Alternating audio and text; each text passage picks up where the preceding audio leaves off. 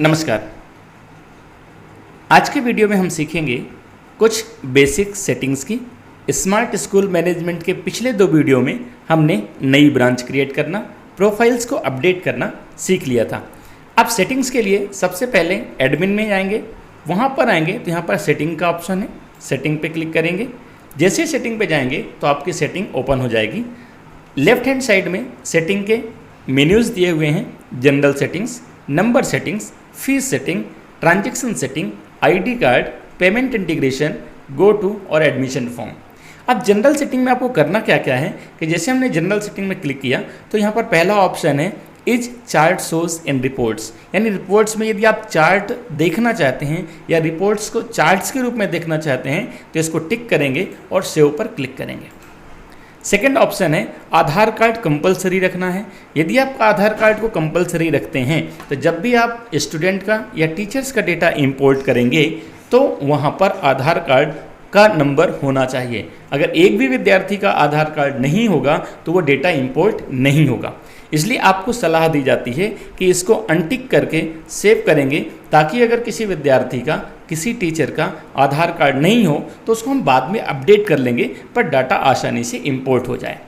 Third option है mail ID का, चूँकि सभी लोगों को अपनी मेल आईडी से रजिस्ट्रेशन करना है, मेल आईडी से लॉगिन करना है, इसलिए मेल आईडी ज़रूरी है। परंतु हो सकता है जिस समय आप डाटा इंपोर्ट कर रहे हों उस समय ईमेल आईडी ना हो। अगर ईमेल आईडी नहीं है तो इसको भी अनटिक करेंगे और सेव कर देंगे। नेक्स्ट ऑप्शन है celebration of father, celebration of mother, यानी कि माता और पिता के नेम के पहले क्या लिखना है उनका। जैसे हमारे विद्यालयों में सामान्यतः श्री और श्रीमती लिखते हैं तो हम इसको यहाँ पर सिलेक्ट करेंगे। सेलेक्ट करने के बाद दोनों को हम सेव करेंगे इंडिविजुअल। यहाँ श्री हो गया, यहाँ पर श्रीमती हो गया, इसको भी सेव करेंगे।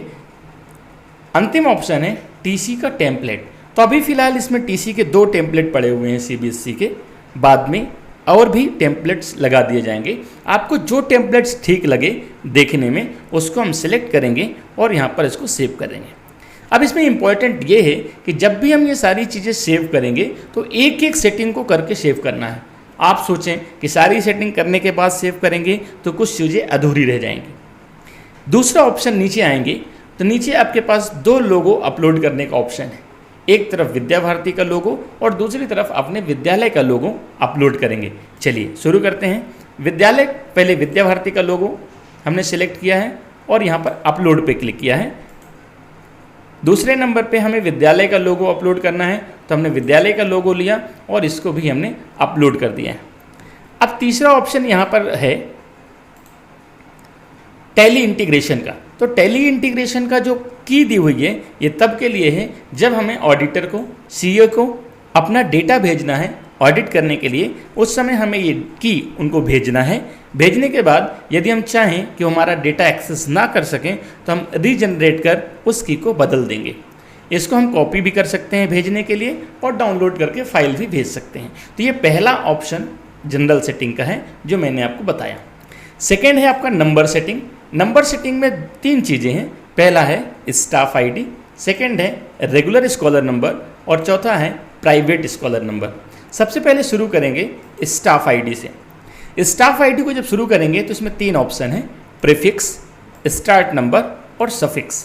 प्रीफिक्स इसलिए यदि आप चाहते हैं कि आपके विद्यार्थी टीचर्स का जो आईडी बने वो कुछ यूनिक होना चाहिए। फॉर एग्जाम्पल मैं आपको बताता हूँ, जैसे हम उसमें लिख देते हैं SVM, ये उसके प्रीफिक्स में आएगा।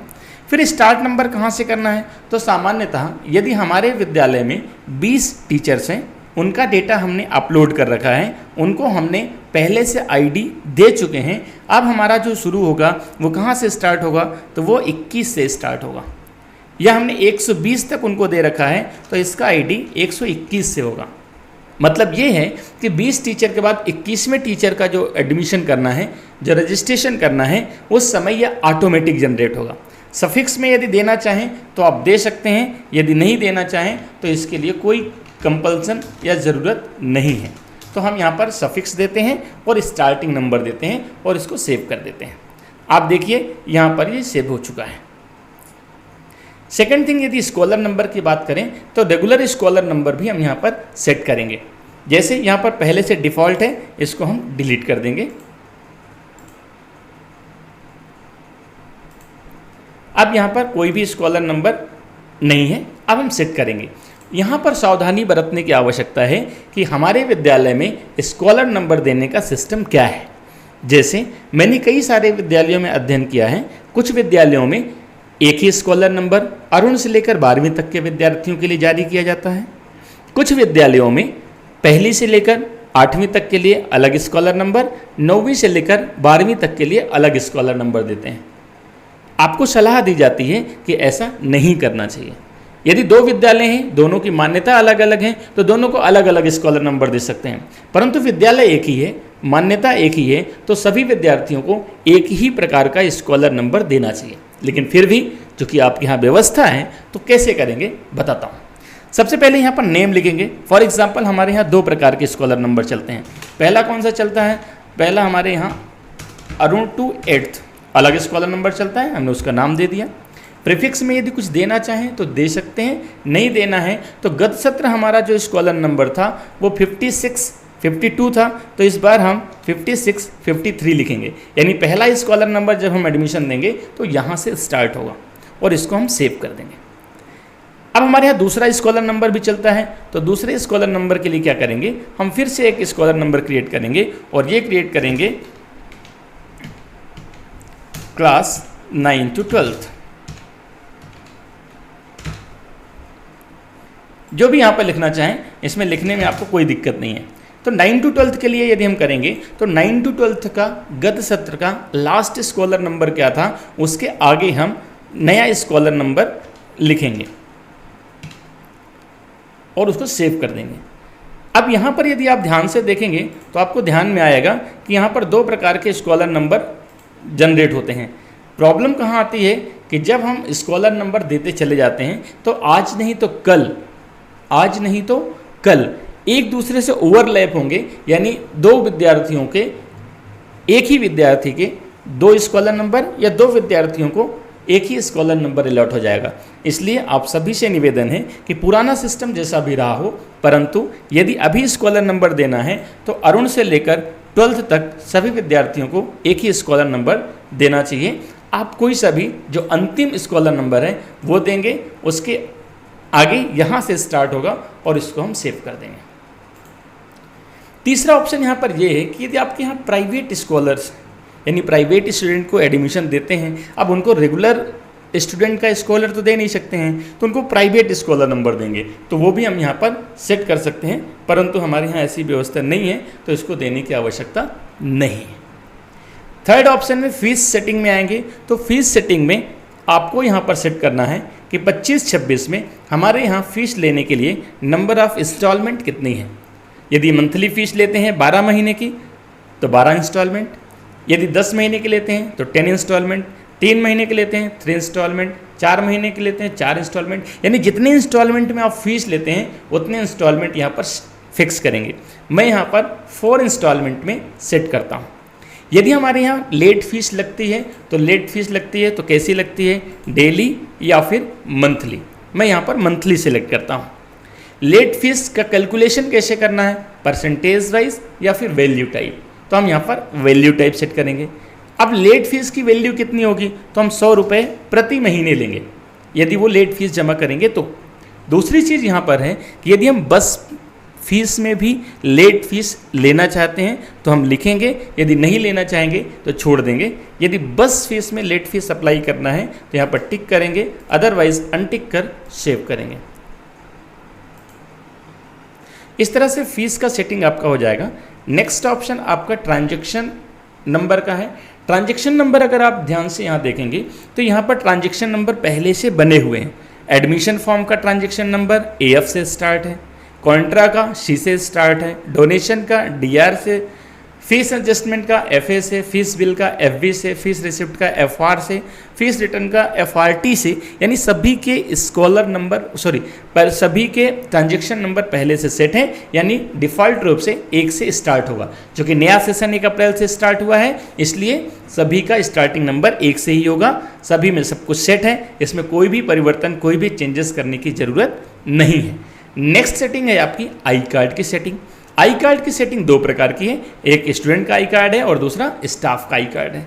अब स्टूडेंट का आई कार्ड का सैंपल आपके सामने है। इसमें आप क्या क्या बदल सकते हैं, तो पहली चीज़ बैकग्राउंड बदल सकते हैं। अभी बैकग्राउंड येलो और वाइट है, आप चाहें तो यहाँ से चेंज कर सकते हैं।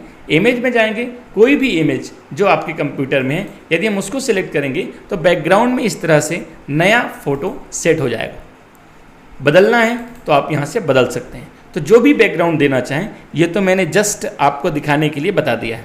हटाना है बैकग्राउंड तो हटा सकते हैं। नेक्स्ट, टेक्स्ट का कलर कैसा है, अभी आप देखिए सब ब्लैक में है। आप चाहते हैं कि मुझे कलर चेंज करना है तो आप इसको रेड भी कर सकते हैं, ग्रीन भी कर सकते हैं, येलो भी कर सकते हैं, ब्लू भी कर सकते हैं। मैंने यहाँ पर ब्लू कर दिया है। आप चाहते हैं कि नहीं सारा टेक्स्ट तो ब्लू होना चाहिए, लेकिन विद्यालय का जो नाम है उसका कलर अलग होना चाहिए, तो यहाँ पर स्कूल के कलर को सेट कर सकते हैं। उसको हम यहाँ से कर देंगे रेड कर देते हैं, आपका विद्यालय कलर रेड हो जाएगा। आप चाहते हैं उसमें कोई आउटलाइन देनी है तो ब्लैक के अलावा वाइट जैसा कोई भी आउटलाइन वहाँ पर दे सकते हैं, लेकिन ब्लैक आपका दिखेगा नहीं तो आप ब्लू का आउटलाइन दे दीजिए। इस तरह सारी चीज़ें आपकी सेट हो जाएंगी। लास्ट ऑप्शन जो है यहाँ पर सिग्नेचर का है। सिग्नेचर आपको अपलोड करना है तो प्राचार्य जी की सिग्नेचर यहाँ से जाकर अपलोड कर देंगे तो सारे आई कार्ड में, चाहे वो स्टूडेंट का आई कार्ड हो चाहे टीचर्स का आई कार्ड हो, वो सिग्नेचर वहाँ पर ऑटोमेटिक फिट हो जाएगी। और इस तरह से आपकी सारी सेटिंग हम कर सकते हैं और यहाँ पर हम क्रिएट पर क्लिक करेंगे। सेम पोजीशन आपके स्टूडेंट का आई कार्ड है तो उसके लिए भी ये सारी सेटिंग हम अपनी स्वेच्छा अनुसार, अपनी इच्छा अनुसार, अपने मनपसंद की डिज़ाइन चेंज कर सकते हैं। जब चाहें तब चेंज कर सकते हैं, या फिर हम इसे जब स्टूडेंट का आई कार्ड प्रिंट करने वाले हों तब भी हम इसको यहाँ से चेंज कर सकते हैं।